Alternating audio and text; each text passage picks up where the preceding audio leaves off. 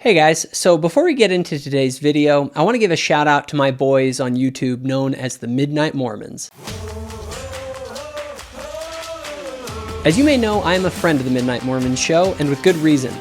Carden. Whew, good thing women don't have the priesthood in our faith, because you would be a handful in the quorum of the 12. Oh! Oh! Brad. Obedience is the first principle of heaven, and Gen Z and millennials have not been taught obedience well. And Kwaku. You will not win, you understand me? You will not win, you scum! I will eat you! I'll eat my neighbors. Are some of the funniest and most down-to-earth faithful saints online today. The show approaches Latter-day Saint culture, doctrine, and current events in ways that break the stuffy boomer mold. Check them out and subscribe. You won't regret it.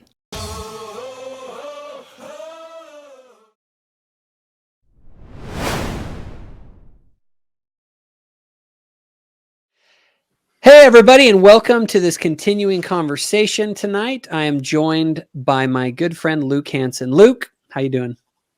Doing good. How are you? Cool, doing well. All right, so we are now in the part 2 of this conversation. In our last episode, we did a little bit of a preface just to kind of talk about the political landscape that's out there as we kind of view it, because I think that that's very helpful towards what we're going to observe in these video clips. So, Luke, do you want to give a brief overview of kind of what we're going to be looking at here and what these clips are from? So this video, it's about an hour and a half long video, and it's by a ex-Mormon YouTube, I guess you would say influencer, who goes by the name of Nuance Ho. And she has teamed up with, I guess, people who are her friends who are also in the same kind of space she is, who call themselves Zelf on the Shelf, which I personally think is the best anti-Mormon name that's out there because it's it's kind of clever. You've got the Zelf reference, you've got the shelf breaking reference, and it's a Dr. Seuss quote. So like points for all of that stuff. But they have gotten together to kind of respond and rant, kind of freestyle. So when we're criticizing them, I might get a little pedantic, but I do recognize that they're kind of saying this off the top of their head when they're making these critiques. But I'm still going to criticize them either way. But they take issue with an article put out in the Federalist called "Why the Left Needs Jesus," and they're going to laugh at and debunk and then try to make the case of why the right actually needs Jesus in the clips that I've taken from this longer video. Yeah, and I must say the depth of their political philosophy is pretty well manifest in this video. But let's dig into it. Do you want me to get to I do give them, some. I was able to like read through this and look at it and take notes and get ready and stuff. They seem to be doing a little more off the cuff, so they get a slight pass there, but okay. Yeah. Well, let me. All right, to be nice, because I'm going to be pretty mean in this video. I don't have a lot of respect either for their views or for their depth of understanding of what they're talking about. However, I do want to say, if you guys feel misrepresented, or you guys want to discuss this, or you guys want to debate me on some of these topics that we talk about in this, please, Zelf on the Shelf guys, Nuance Ho, you guys are more than welcome to reach out to me, and I'd love to have you guys on the channel, and we can go through some of our socio-political disagreements that we might have here. And and anyone, I kind of mentioned this in the last video, I want to be careful that, I have political ideology that I ascribe to and things like that, but I also want to recognize that there are differences of political opinion in the church. I think that that's okay. We're not a total monolith. I think there are things that go beyond the pale. But ideologically, I think what we're going to get into in this video are things that I think cross the line for a Latter-day Saint and just don't make any sense, even if you're not a member of the church. So anyway, should we get into it? I'll give my slight disclaimer too as well. I'm probably going to more freely use the political terms just because I am rather involved politically as well as in the church. But when I'm saying that, I don't mean people who vote Republican. Like when I'm saying conservative, that's not what I mean by that. I'm talking more about the worldview and philosophy behind it. Not necessarily if you're conservative, you're never going to vote Democrat or for this tax rate or that kind of more specific stuff. They're more generalized terms. Well said. Well said. Focus more on the philosophy rather than political parties individually. So that's good. Yeah. All right. Well, should we jump into the first clip? Let's do it. All right, here What we is go. the quality in their minds that would make leftists? So real quick, they're reviewing this article, and So basically, the article has posited that leftism is a religion, Okay, perfect. and they find that ridiculous. All right, here we go. What is the quality in their minds that would make leftism a religion if there's no sort of like central idea, there's no central text, there's no leader that we're all bought into? I will tell you, it is what he just said, that we want to bring a kingdom of God through political movement, that we think that we can find salvation for people on earth right now. Is that like... So what are your thoughts on that? So they do a lot of like jumping into each other. So sometimes it seems like the clip shouldn't have ended there, but that actually was the best place to end it because it was kind of chaotic. But so what did they say, first of all? What were they saying? Let's just kind of summarize essentially, the idea is that it's crazy that to say that leftism is a religion because they don't have a prophet or scriptures. And then Nuance Ho's explanation of what the article was saying is that because they're trying to bring about a Zion-like state in the world and like bring salvation to the world through politics, that's what makes them a religion. So, Jacob, do you think the leftist worldview? Do you think the leftist worldview could be classified as religion? Yeah, well, it was funny because Nuance Ho basically said it was a religion. That was what was funny. They're like, oh, it's not a religion. Like, we don't have that. And then she's like, actually, it's trying to bring about the kingdom of God on earth through political action. And I'm like, yeah, that's like liberation theology 101. Like, she basically is just saying that, and this is what sort of happens. People leave the church, and then it's sort of like, well, I still want to make the world a better place. So as you were mentioning in our last video, it's like, well, what are the tools that I have available to me? And so you're essentially, the kingdom of God goes from being this religious concept to you sort of, as she said herself. And I kind of want to go back to that clip. Let me actually pull it up here. Quality in their minds, the text, there's so she says right here, listen. No leader that we're all bought into. I will tell you, it is what he just said, that we want to bring a kingdom of God through political movement, that we think that we can find salvation for people on earth right now. Is that like... What is the... See what she said? It's like, we're trying to bring about salvation for people on earth right now. That's just liberation theology. Yeah, she said that's what he said he's saying, but she didn't necessarily say that's wrong. I think her main contention against that would just be, I'm not calling it salvation. Like, okay, but it's basically the same concept. It's the same functional outcome as what we would call salvation. Sounds good. Let's go to the next one. So here's some of the parallels that we have, because what the other girl said, I don't know her name because they don't really use their names too much, but she said it's not a religion because we don't have scriptures or a prophet, is basically what she said. Like, well, how about all the other things that make something a religion rather than kind of those outward indicators? The concept of virtues and vices. So pride is a virtue, tolerance is a virtue, free love is a virtue, racism, privilege, and blank phobia are the vices. What about sacred spaces? Well, college campuses, and Jonathan Haidt talks about this. They have a speaker, he's going to speak, he's going to be homophobic. No, make him leave, make him leave. Well, where's he supposed to go? Off campus, off campus, off. Well, because it's a sacred space, the college campus.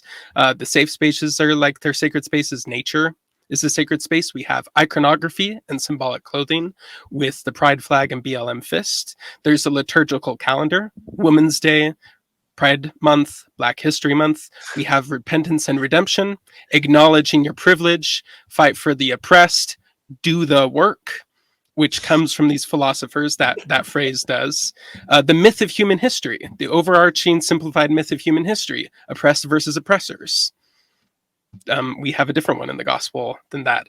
Religious demonstration. You know, you have your pride parade, you have your chants, hey, ho, Western Civ has got to go. That, you know, all that stuff. The fall, we have the concept of a fallen world through environmental degradation that man has brought on the world. We have saints like George Floyd. Nancy Pelosi even prayed to him one time. You have the halo image of him that's painted with a halo over his head. Statues. Yep. We have prophets, the science trademark. They even give prophecies about how many people are going to die from COVID if we don't do certain things, if we don't repent in sackcloth and ashes of our vaccine hesitancy. Or all of the great predictions of the end of the world that are coming with the climate the population change. bomb. back in the 60s. Yeah, climate change nowadays. The concept of a spiritual reality, your physical body does not tell you what your gender is. There's some sort of spiritual, non-physical reality that's out there that transcends the physical. And then faith. You always have to trust something in life. You can't just go through life by yourself. You always have to put trust in it. And what? Trust the science. AKA, have religious faith in the science. And Nuance Ho's actually going to beat that in there in another clip here. She's going to sneak that in. So I say, yes, they're extremely religious. The only thing is we acknowledge it, and then you can avoid some of the pitfalls that becoming too dogmatic or fundamentalist in your beliefs can happen sometimes. If they're not acknowledging they're religious, they, I believe, are more susceptible to those pitfalls of dogmatism and fundamentalism. Well, I think you pretty much that's my little rant. I was about to say, I think you knocked that one out of the park. I don't need to say anything else. All I will say, and if somebody wants to make a clip, that's the clip you make of this episode. So, with that in mind, though, but what about those who say, well, there's no God, right? There's no, man up in the sky with a beard, and that's what makes a religion a religion. What would you say to that? Well, even our religion, you might be able to make that case a little easier, but we're not the only religion out there. And something like Buddhism, or I'm not too familiar with things like Taoism or that kind of stuff, but they don't necessarily have that concept either. And even mainstream Christians, God is not embodied. He has no parts. He has no passions. He's outside of time. He's the originator of all things. Like he's basically he's equal to the highest good, or like the highest manifestation of virtue. And so he is kind of very ethereal and disembodied. And so it starts to become kind of distinctions without a difference. Just because you don't name it in leftism or give it a title, it doesn't mean you don't have faith and belief in some sort of higher transcendent ideal that expects us to live in a certain way. That functions that way. Well, let's keep going. Let's move on to the next clip here. So it has to do with conserving tradition. Do you have any preface before I play this one? Basically, they're just going to try to give their definition of a conservative. And as I kind of hinted in the last video, I think it's just a completely unworkable and kind of ridiculous definition. Perfect. Let's pull this one up. And then my conservatism. I had to deconstruct my Mormonism and then my conservatism, and I had to realize, what is conservatism? It is conserving tradition at all cost. And I think it's flawed thinking if you're a conservative Christian. Hold on. Conservatism is conserving tradition at all cost. I'm just going to go like straw man alert, woo, woo. But let's continue. I just wanted to, or do you want to say something before I continue? All three of them are saying, yeah, we were conservatives. And then we had to realize what was wrong with it. I was like, well, you can't provide a critique of something unless you first understand it.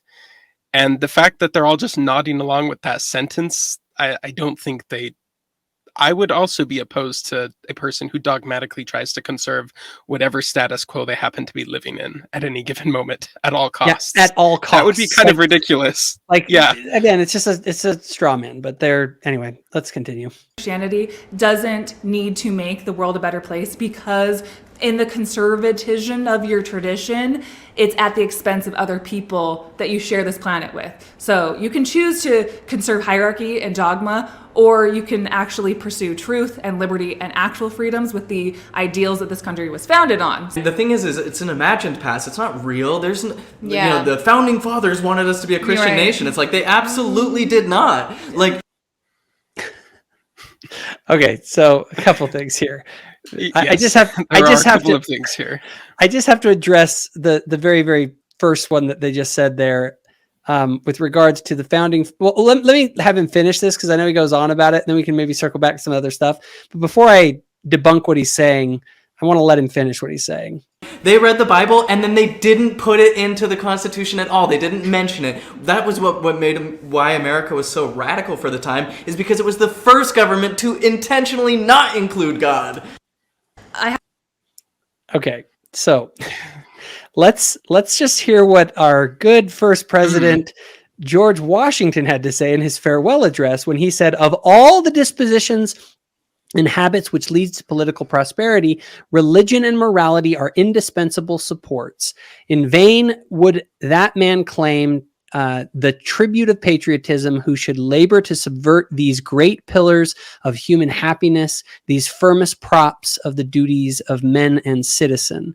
Whatever may be conceded to the influence of refined education on minds of particular structure, reason and experience both forbid us to expect that the national morality can prevail in exclusion of religious principle. Sorry, they did not create a state religion because the state has a long history of perverting religion and co-opting it for its purposes. It isn't that religion was a bad influence on the state. They were saying that the state corrupts the religion and then religious institutions get mixed into political affairs. And that was what caused all the wars that they had just left from the English Civil War and all that history. But these guys don't know that. And they don't know what John Adams said when he said, we have no government armed with the power capable of contending with human passions, unbridled by morality and religion. Avarice, ambition, revenge, or gallantry would break the strongest cords of our Constitution as a whale goes through a net. Our Constitution is designed only for a moral and religious people. It is inadequate for any other. So you're but just Jacob, wrong. There's no Bible verses in the Constitution. Didn't you know that? Oh, these guys! Come on. The whole idea. Okay. You go ahead. You go ahead. Here's the thing about the Constitution. Then I want to circle back to the conservative tradition aspect of it. Saying we are not a Christian nation because the government and the Constitution don't mention the Bible at all is like saying that rockets have nothing to do with physics because the blueprints didn't contain any physics equations in them or the gravitational constant.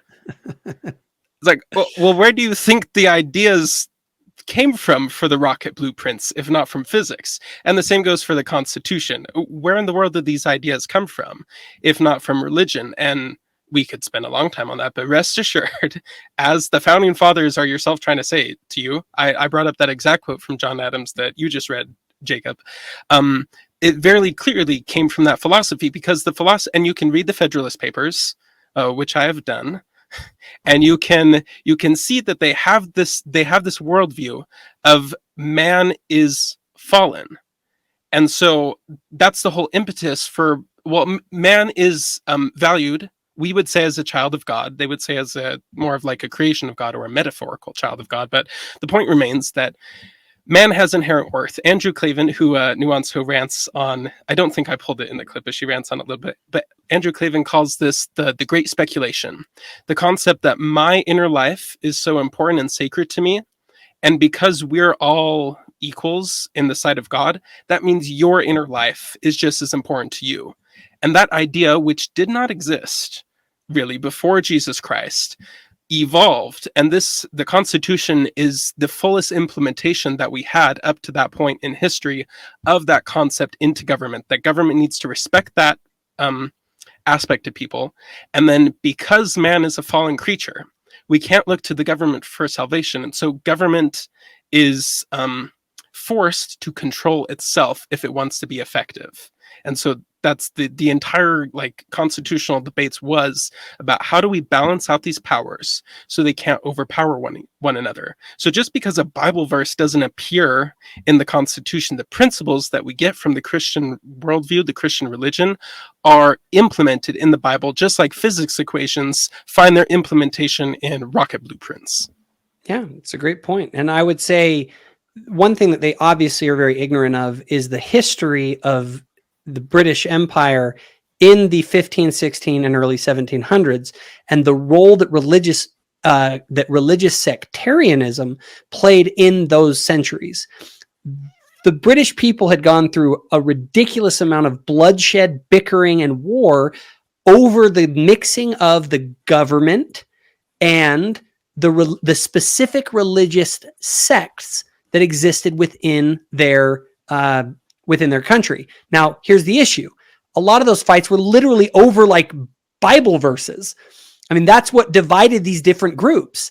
the founders were trying to create a country where that wouldn't happen. They didn't want to create a country that was where you would end up having these sectarian wars where the religious groups would be fighting for control of the government, and the government utilizing these different religious groups to foster, their own agendas. And so they created this separation between church and state in the formal instruments of government by not endorsing any of them, and creating a system, though, that ultimately, as you pointed out, that emerged based on the principles that all of these groups shared in common, and which was it. And you can see that they're bringing Christian philosophy in, but without referencing the specific biblical verses that you get these ideas from. And I think the reason they did that was to avoid the sectarian issues that existed in 1600 England with their wars. So, and the Constitution was never meant to be like a document of political philosophy.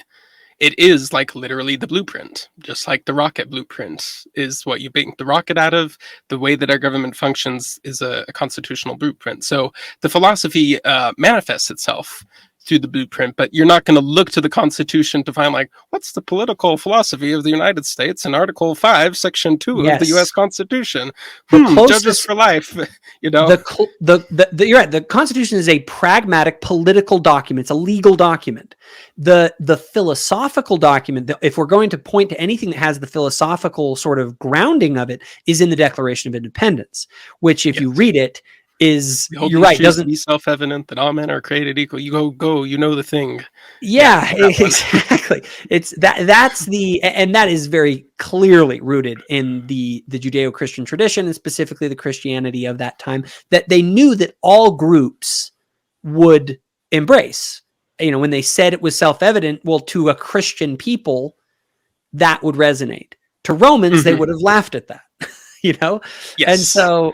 And so we have to recognize how radical these kind of ideas were, but they only were able to emerge because of the Christian context that they came out of. So, well, and here's the thing: they first of all, the idea that maintaining the status quo is what conservatism is it's just kind of ridiculous. Like, okay, so that means if I'm living in the 1930s and I am in Soviet Russia, I would be a liberal because I'd really want to change a lot of things there. I'd be like a raging liberal over there. Then I get on a plane and a time machine and I fly to 2023 America, and all of a sudden I'm a super conservative person and my worldview has not changed at all. Or I'm living in North Korea and I'm super liberal, and then I just managed to get across the border into South Korea and I'm super conservative, and my worldview hasn't changed. So it's just like a really unworkable definition to just say, well, conservatives are just people who don't want to change things. It's like, okay, maybe in that like specific case, but as a philosophy, no, I'd say the preservation of moral freedom and the desire to perpetuate society through time to our children are the defining factors of a conservative. And that is, and maybe we can label it as American conservatism, right?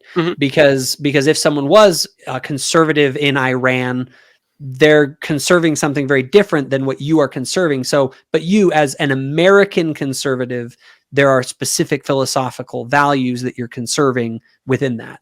And so, anything else before we move to the next clip? Probably better get rolling on the next one.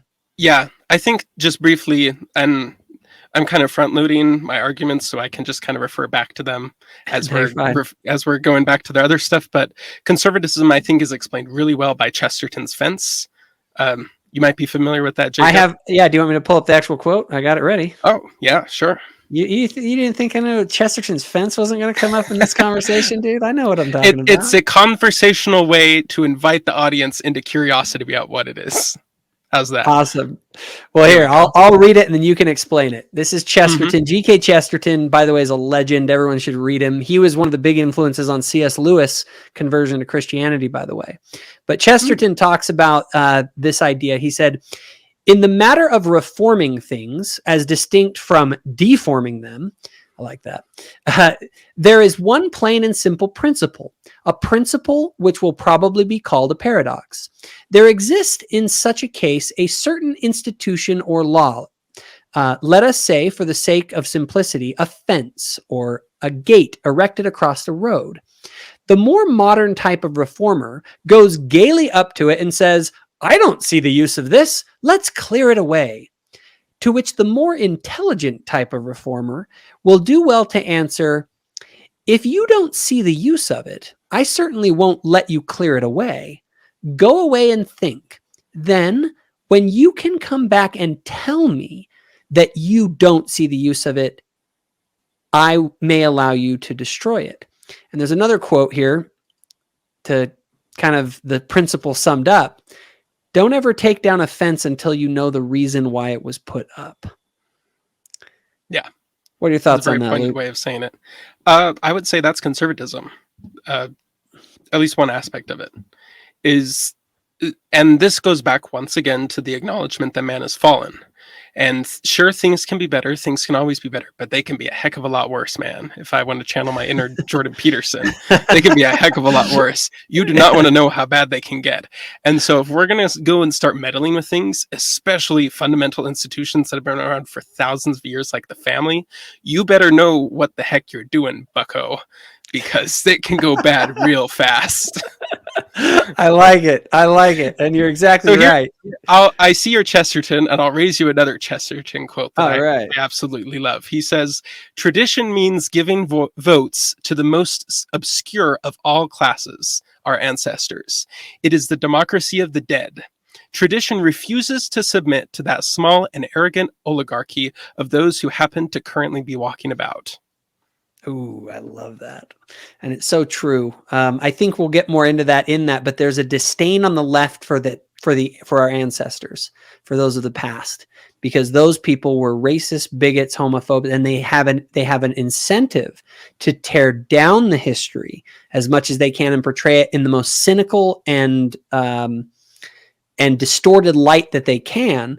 Because when you think that your ancestors were all a bunch of idiots, you then are the enlightened ones who have the world figured out. And I think anyone who actually digs deep into history with real honesty and integrity is actually blown away by obviously there's bad things that happen, but like when you understand the context that these people lived in, you gain a real respect for how we got here to where we are today. Cause it was not an easy, battle, and it was a complex world that they lived in that we don't understand. Yep. So we could go off forever on that. So I'm gonna get going here. Yes. To the next one. Let me pull up clip number 3 here, and we'll get right into that. So let me pull it up. This one's about Christians living in a fantasy. Any preface before I play it? If I remember right, it should be pretty self-explanatory on its own. Okay, here we go. Your God is we. There's a tremendous burden placed on the human psyche, a burden to save the world. This is a cross no human can bear. The left needs Jesus. Leftism is a religion that wants to help everyone. Like they're admitting that. That is nice. No. I know. But then saying like, no, that's too much of a burden. Yeah, that's how you actually do win over conservatives and Christians. You tell them exactly what they already believe and say that I don't think we're your going way. Win too many people with this video. There's one person who was on the fence and now they're here. Consider what Jesus means for the human psyche. Jesus is the divine world savior who indeed does bear the cross of the world's salvation. Psychologically, Jesus is the universal, transcendent archetype of salvation from the world's evils of war, poverty, famine, and death. But his point is like, it really doesn't matter because when you know that a better world's coming, that you can transcend the pain and heartache of like, I would agree that with Christianity, you can transcend certain heartaches, like, a freak accident or a miscarriage or something. But then there's other things that you can actually prevent. And they're saying that they shouldn't even be prevented because this is just the state of what humanity is. How do you have hope for a better world when you just assume that as a fact, the world is supposed to crumble and burn, that things are supposed to get more wicked? Yeah, I don't find it inspiring or hopeful or charitable at all. All right. So we live in essentially because Christ is going to come bring salvation. Yeah. We're just going la la la la la, and we don't care about the evils in the world. Exactly. So, well, and I hear that argument. All right, let me put a little devil's advocate. The world's going to go to hell in a handbasket, so should expect that. So, doesn't that change the impetus on us to actually go and make positive change in the world? You can have a for me in my house, we will serve the Lord and forget the rest of you type of approach. that could happen. I think it does happen sometimes when people start to abuse scriptures a little bit and like, well, the wheat and the tares, and we're the wheat and they're the tares, but they're going to go get burned. And so, them's the breaks. But I think if you kind of dig into the data a little bit more and actually look at what generally is represented by Christianity, you'll find they're very involved. When you look at the stats of donating time, resources, and talents to trying to help your fellow citizens, which they're accusing us of not caring about, you find that religious people, and not just members of our faith or even Christians, but religious people in general, do much better at that than the atheist types, which seems to be the opposite of what they are advocating you would find in the data. So what's actually funny is that if you actually trace the great reform movements in history, I recently, and I recommend everybody read Tom Holland's book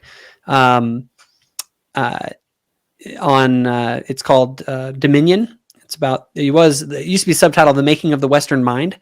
And he basically points out that the great reform traditions in the West were essentially all rooted in Christian ideas, specifically about human dignity, human worth, all the way back from the time of the Romans. It was, now the thing is, obviously people go, well, the Christianity did all this bad stuff and there were the Crusades and all the other things. But what they don't realize is that it isn't unsurprising that human beings can be tribal and do those things. Like, that's the norm. The thing that's surprising is that they did all the other things, the good things that actually brought us to today, that somehow, for some reason, the West clawed its way from the human default of tribal barbarism. I mean, here's the thing. Go to Roman society, go to Greek society, go to Aztec society, go to Incan society, go to Polynesian society, go to Mongol society, go to the Viking society, the Celts. You guys, none of these societies had the idea that people have universal human rights, that we all are endowed with dignity and rights, and that the king is somehow subject to all of us, or is just on the same par with the rest of us. There's some notions of that, but those are aberrations. It was in the West and through Christianity that those notions actually took off and gained wide acceptance. Mm-hmm. And it's hard to do what sometimes more thoughtful people try to do, of saying this is an evolutionary advantage to have these values. Like, well, why did it all of a sudden pop up out of the blue from a single carpenter in Nazareth if it just happened to evolve as an evolutionarily advantageous worldview for all of us to have? Like, that part doesn't seem to quite check out. And I would say, and so again, just historically speaking, they can say like, oh, well, Christians, they don't care about the world here and now because they think they're going to die and all that matters is going to heaven. And there is some of that. I'm not going to say that there isn't a certain level of that can exist, but that hasn't been what the Christians have actually shown through their actions. It has been the Christians who brought about such great reforms. Real quick, I want to pull up an example. C.S. Lewis gives this example. He says, you know that a line is not straight because you know what a straight line looks like, right? So you know what's immoral because you have some conception of what morality looks like, what goodness looks like. I recently read a book, and I want everyone, if you get a chance to read this book, you all need to read this, including you, Luke. It's The Air We Breathe. It's about how basically all the values that we have came through Christianity, and it's an incredibly compelling book. This is one of the things that I see it's endorsed by Tom Holland, who you're just talking about. It is. Yeah. I think this person almost wrote the book off of Tom Holland, basically to go into more depth of things he didn't hit. But this is actually one I actually recommend this one over Tom Holland because I think it does a better job. But it says this. It says, when fought under the banner of the cross, what can we call the Crusades except a foul contradiction? But now judge them by a different standard. If such battles were fought under the banner of Alexander the Great, or a Julius Caesar, or even a Muhammad, what would we call them? In that case, they are unexceptional, standard practice, business as usual. If we are outraged by the Crusades, and we should be, that is Christian outrage that we're experiencing. And his point in the book that he goes back to and he talks about it is that we know that the Crusades are the squiggly line because Christianity gave us a straight line to judge it against. By Roman standards, that was normal. By Aztec standards, that was normal. By almost any standard, it's normal. What's weird is that Christianity imbued us with this new way of seeing the world. And so for them to be on their channel saying, oh yeah, Christians they don't even realize their conception of what a better world looks like, their conception of what the straight line is, things like equality, freedom, like that the weak among us the marginalized deserve our attention. Do you know what they did to the marginalized in Roman society, in Mongol society? In what the Spartans did to their babies who were slightly deformed. Yes. My gosh. That's the thing. You don't realize you've been swimming in Christian waters for so long in the West that you guys don't even realize that all these values you have ultimately were rooted in the Christian tradition. And you're sitting here saying that Christians don't care about this world. Christians are the only reason that you care about all these people. And that is the sad irony of the Christian triumph. I remember that right when man landed on the moon, Buzz Aldrin wanted to take communion on the moon. And he did. But it was not broadcast back to the United States because when the astronauts had flown around the moon, the first time when they saw the moonrise coming up over the sun, they read the Genesis account to the people back on Earth. But some activist communist lady complained about it. Like a full-on communist activist professor lady complained about it, got some people, did some activism. And so NASA decided to hush that down. And it was a private and I think still very significant ceremony that they did of taking communion on the moon, but it wasn't broadcast I didn't even know that. Yeah. No, yeah. It was the one thing not listed on the flight manifest for the lunar rover was the wafer and the wine for communion. Point being, the deep irony is we submitted to communism the day we triumphed over it in the space race. On the same day, we bowed to the communist lady's complaints about inserting religion into this national exploratory escapade that we went on to show those commies who was the boss. But then we surrendered to them on the exact same day. And that's kind of the irony, is that the Christian worldview has finally triumphed in the world. Basically on the same day, historically, timeline speaking, we have surrendered and tried to de-Christian ourselves right when we got the benefits of finally kind of getting the whole world on board to a Christian worldview right at the dawn of the 21st century. That's wild. That's crazy, man. Let's go into this next one. And I do want to do a little tidy thing from the clip. She kind of put in there as a jab, like, yeah, the best way to destroy Christians' conservatism is just to point out that you're more Christian than them. And from a rhetorical standpoint, it's like straight line. No, because just like from an argumentative standpoint, you should not use a position that you don't believe in to argue for a position you do believe in. Like, yeah, this thing that I totally don't believe in at all and is completely made up is really strong evidence for the, like, hold up. That's either disingenuous or incoherent. That's what they do. They prey on, and this is what's really interesting, and a lot of people don't realize it.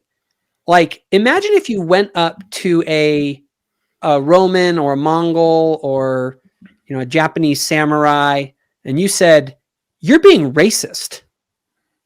Can you imagine what they do? They'd just be like, I know. And they just like laugh at you. They'd be like, you're mistreating the marginalized.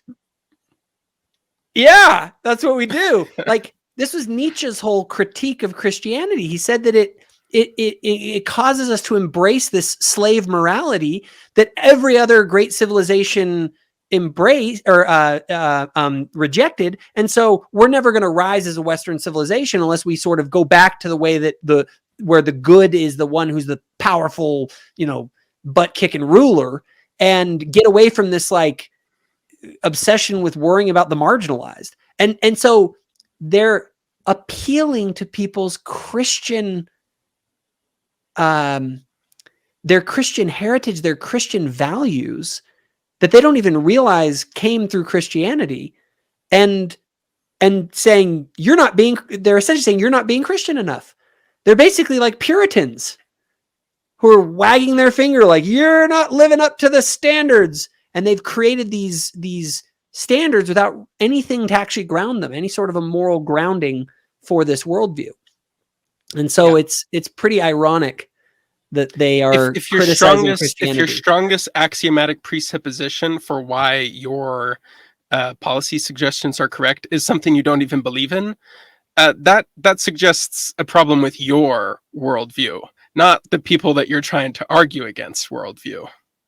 Absolutely. Alrighty. So, any other thoughts on this clip before we go on to the next one? No, but I do have the preface to clip number 4. This is a separate clip, but this is a clip that they played inside of their video. Now they're kind of trying to put forward their case a little bit. And so this is going to be a guy giving a lecture on positive freedoms and how we actually do need to have a strong government imposition in order to, if you actually care about freedom, then you are going to want to be leftist, essentially. But you'll see the point that he makes in the clip. Perfect. Let me go ahead and pull this up. This is clip number 4 on positive freedoms. To mean something has to have a positive component, a component that enables you to exercise your rights. The right of free speech is no good if you haven't been enabled by education to talk well and to speak and find a place to speak. And even simple rights like the right to survive. Forget pursue happiness, just to survive. Even that right can't be secured if you don't have enough money for a hamburger. So clearly there's a need for a principle of positive freedom that enables people to do something. All right, your thoughts. Okay, there's a number of things wrong with this, and I think the first one is that fundamental misunderstanding of what government is capable of doing. There's a book, I actually have it right here, that I've been enjoying reading a lot. The theme is freedom, and he basically says that freedom is defined as the absence of coercion. And so government needs to secure some of these freedoms on the people. But what he's advocating for essentially is that real freedom would involve government, food programs, housing programs, healthcare programs, et cetera, or else you're not free because you can't go and buy a government-sponsored hamburger on your own if you're poor. But in order to achieve all of those things, that requires massive coercive power on behalf of the government, and that is such a bad idea. Because it doesn't work. When this type of stuff is actually tried to be implemented, the bureaucratic friction that happens with the economy when these kind of things need to happen is it's debilitating to the economy. But at a more philosophical level, is you're enabling the government to forcibly take your property in order to secure people's rights. There's something wrong with that. Your definition of you keep using this word. I don't think it means what you think it means. If that's your definition of freedom, is coercive power by the government to forcibly take other people's property to give other people hamburgers. Well, and that is a big difference. There's the freedom from coercion or the freedom to do things. Now, here's where I want to. And if we go to Mr. Constitutional Expert, the Constitution's all negative freedoms. There is no positive freedom guaranteed by the government in the Constitution. Yeah, the Constitution is essentially a check on the government's power. It's to say you have these powers and no more. And so real quick though, freedom from or freedom to. I also talk about, I don't like to use the word freedom. I like to use the word liberty. Liberty is to be free from coercive forces. But we do have to admit there's a point there to where he says, what good is your freedom you can walk wherever you want, but there's a fence around your house that you can't get out of. It's like you're free, but if you actually aren't able to exercise that freedom, are you really free? Now, here is where, or like I said, if you can't feed yourself, do you really have a right to your life if you can't feed yourself, right? Now, what I would say is that he is right. We do want to empower people so that they can be truly empowered to do what they want to do within a moral framework, right? Like, we also don't want to empower people to do whatever they want because that might involve hurting others, but we do want to empower people to pursue what they want to pursue. The difference, though, I think, and this is, I think, the critical thing that you're pointing out, is the mechanism that makes that happen. Yep. You're saying that the state, we're going to give people freedom because the government is going to use force and coercion to make people free, to give people everything that they want and need. And that's also why leftism moves you towards totalitarianism. Because if you have that sort of a thing, well, then you're saying the government actually is giving you rights. The government is giving you freedom, which, by the way, a right philosophically is not something that is given. It is an entitlement you have morally. It's a moral entitlement. That's what a right is. A moral entitlement, by definition, is not granted by God, is not granted by government. It's granted by whatever the source of morality is, right? And the government is merely there to protect it. My brother Forrest actually made a video talking about how, human rights were like, back in the days of Cyrus the Great. He went and created human rights, like way back when. He didn't give people rights. He gave them privileges. That's what he was giving people. The concept philosophically of rights in the West is something that government does not give, and therefore government cannot take away, because the rights themselves are something that exists that didn't come from government. They're not a privilege. If you're given something by government, it's a privilege. So what this guy's talking about is he wants the government to give people privileges that will allow them to do what they want. And that, I'm sorry, like that is Marxist totalitarianism, that's what their goal was. It was like, we're going to abolish private property, and then we, in power, we get to decide who gets what. So who really owns the property? Not the community. The people who own the property are the people who get to make the decision as to how the property is distributed. They own everything. You own nothing. There's always someone who owns property. The question is, who's going to own it? The state, this group of bureaucrats, or me? I own the fruits of my labor. So, sorry, I kind of went on a tangent there, but the idea of, positive freedoms and rights given by government is anti-American, anti-Christian, if you believe in the idea of thou shalt not steal, which inherent in that notion is the notion of property rights. So, sorry, this is not compatible with the gospel, and it's definitely not compatible with Western liberalism.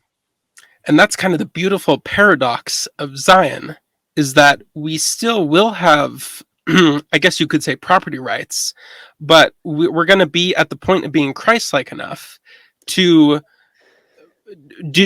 distribute that ourselves while maintaining free agency. And you need freely, both of those things. Voluntarily. Yeah.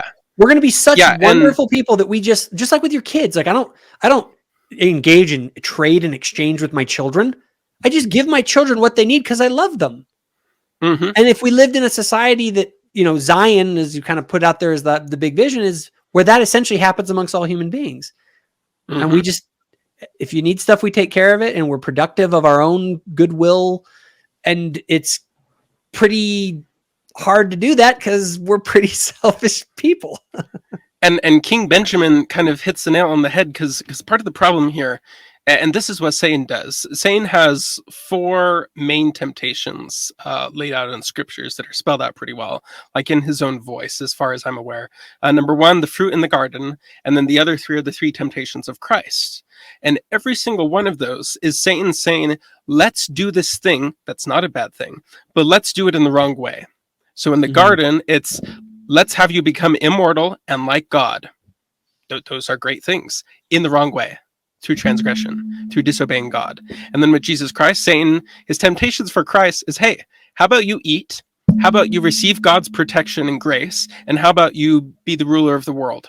All things that Christ did and will do in the future. But it was the method that was the problem. This is the exact same thing here. We are not disagreeing on that the poor should be helped and uplifted, and we should all come into the unity, we would say, of Christ. We're not disagreeing on that. What we're disagreeing on is the method.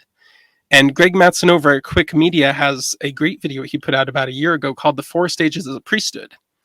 And he kind of lays out how agency, then speech, then family, then Zion, 4 stages, 2 in the Aaronic priesthood and 2 in the Melchizedek priesthood, with some temple themes going on there. But essentially, you need to go through those proper steps to reach Zion. If you try to circumvent the agency, speech, and family, and just jump right into Zion, you're going to mess things up really badly, the way that Satan does. And it's not that we have different ideas of the goals, the idea is how to get there. And you have to build your values hierarchy in the proper order, keep things in their proper place. Milton Friedman actually said, in the context of this, a society that puts freedom before equality society that puts equality before freedom will get neither. A society that puts freedom before equality will get a high degree of both. And so we have the spiritual realm of putting things in the proper order, but it comes down to the political and economic as well, that you need to put things in proper order. And the science, the economic science from Nobel-winning prize winner Milton Friedman and others has demonstrated that free trade, free markets, free agency of man needs to be the first thing guaranteed. And only when you guarantee that are you going to even have a hope of achieving the second thing, which is a more equitable and a just society that has provided for the basic needs of others as they attempt to provide it for themselves. Absolutely. And I think we're going to get into that kind of in our next video more, because I definitely want to drill into this concept. So I think we'll segue at this point into another episode and a break here for people, because I think that this concept of Zion and the bastardization, as I call it, of the notion of Zion is ultimately what's at the root of political leftism. It's the right desire, but the wrong methodology to get to it. And anyway, with that, we'll close out this video, but we'll see y'all in the next one. So do you enjoy the content here on Thoughtful Faith? If so, be sure to hit the notification bell. This ensures that our new videos show up on your feed. Also, be sure to check out our Facebook group called Thoughtful Saints, where myself and others discuss the sorts of topics found on this channel. And lastly, if you think other people would benefit from this video, please be sure to share it.